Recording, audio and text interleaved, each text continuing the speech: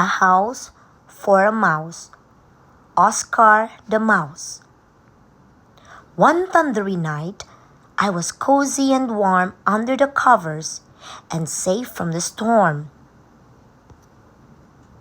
I was lying awake counting sheep in my head when I heard something moving under my bed. Suddenly, I was trembling with fear. Could there be a monster about to appear? Then I heard it again. That cutting sound. It was so scary. It made my heart pound. But then I realized the sound was quite small. It just didn't sound like a monster at all. So I summoned my courage and turned on the light. I took a deep breath and prepared for a fright. I put my head down and pulled back the bedspread, but there wasn't a monster under my bed. Instead, I saw something cowering and small, a tiny young mouse, barely 2 inches tall. "Hello, little mouse," I said with a smile. "Have you been there long, or just a short while?" "I just came in now," the young mouse replied. "It's too bitterly cold to be staying outside. I was shivering and wet all alone in the shed. I thought I might freeze, so inside I fled." "But your room's so lovely and toasty and warm. I was hoping that I could stay here until dawn." I thought for a bit about what the mouse said, and so many questions popped into my head. "So you live out there in the cold in the shed?" "Well, yes," said the mouse, "but it fills me with dread. Nobody wants a mouse hanging around, and I'll get thrown out the moment I'm found." "So you don't have a family, a house, or a home?" "No," said the mouse, "I'm all alone. I wanted to shelter this cold winter's eve, but I don't want to scare you, so I should just leave." I thought to myself, it just doesn't seem fair. Me warm in here while he's freezing out there. "Well, I'm not scared of you, and you don't have to go. It's so chilly outside. Look, it's starting to snow." "Stay here with me. I'm a wonderful host. I'll even make breakfast with muesli and toast." The little mouse thanked me and snuggled in tight and thawed out these snows by the warm firelight. Then we slumbered and snored and awake with a shock when my alarm sounded at 7 o'clock.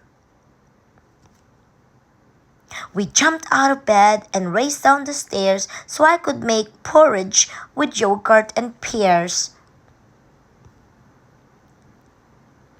I opened the cupboard and pulled out a pot.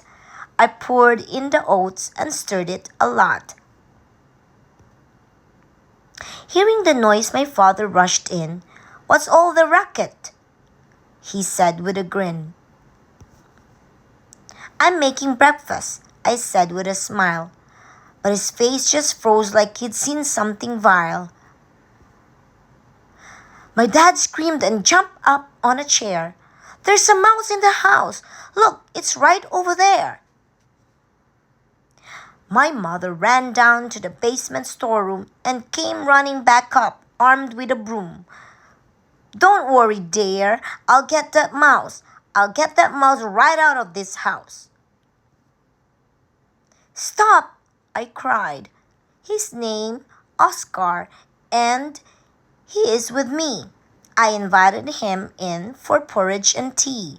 It's been so frosty and grizzly and gray, and Oscar's my friend, and I want him to stay.